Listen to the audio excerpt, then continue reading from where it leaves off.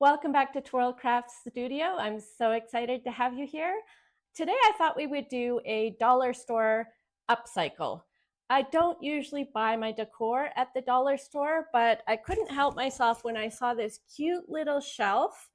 I thought it had so much potential. It just needed a little bit of a makeover. That's what we're going to do today. If you haven't already, hit that like and subscribe button and let's dive in. With this shelf, I am finding it very hard to decide because I have so many different types of napkins, and I guess it just depends on the look I want to go for. I think because the wood has a grain in it, I probably can't use the lighter colored napkins because I'd be worried that the wood grain would come through. So I'm going to put aside the ones that have a white background in them.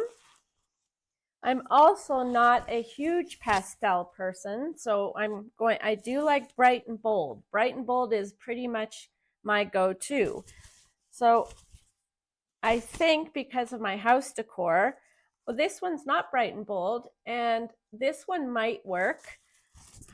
I do love this one, so stand by. We'll be making a decision soon. I decided to go with the bright and bold. It's for my house, so hopefully it looks okay. Tell me in the comments what you think. Should I have gone with the bright and bold? Let's see. Here's what you'll need: Mod Podge or any decoupage glue, a pretty napkin. I'm using this bright floral one. It just screams happy. A soft brush, scissors, and something flat to smooth it out. I just use my fingers most of the time, which, yes, usually ends with me glued to something. First, add a thin layer of Mod Podge right onto the wood surface. Don't overdo it. You want it sticky, not soupy. Then gently place your napkin on top, starting from one side and smoothing as you go. And yes, this is the part where patience and deep breathing come in handy. I swear, sometimes decoupage feels like doing surgery with tissue paper. One wrong move and rip. But that's part of the fun, right? Imperfectly perfect. Once it's all down and smooth, let it dry for a few minutes. Then carefully trim around the edges. It is a smoother fold if you make some cuts all around.